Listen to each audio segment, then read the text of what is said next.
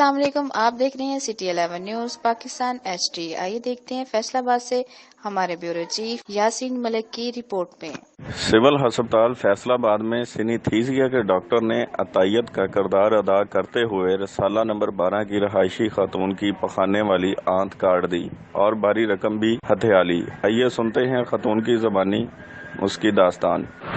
السلام علیکم، میرا نام بشرا پنویر ہے اور یہ میرے ہسبینڈ ہے تنویر احمد۔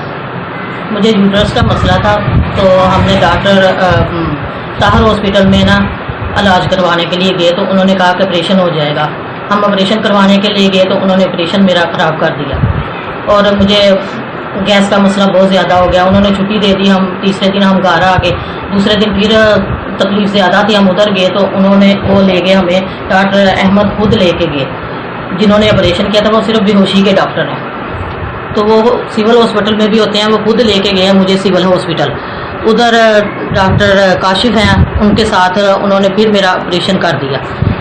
تو وہ ادھر میری حالت تھوڑی بہت سنبھل گئی لیکن اتنا نہیں۔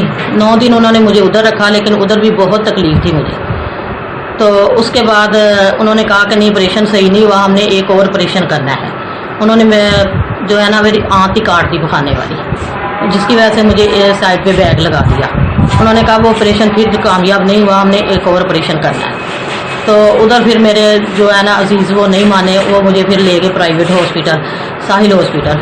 وہاں ڈاکٹر سلطان ہیں، انہوں نے میرا آپریشن کیا تو میری حالت کچھ بہتر ہوئی، لیکن وہ بہت مہنگا ہاسپٹل ہے، ہم لوگوں کی پہنچ سے باہر ہے، جس کی وجہ سے ہم پہ نا 2.5-3 لاکھ قرضہ ہو گیا ہے۔ اب ایک اور آپریشن میرا ہونا ہے، ایک انہوں نے کہا تھا 3 ماہ بعد، اب یہ 2 ماہ تو ہو گئے ہیں، تو 1 ماہ کے بعد آپریشن ہونا ہے، اس کے لیے بھی خرچہ چاہیے جو کہ ہمارے پاس بالکل نہیں ہے۔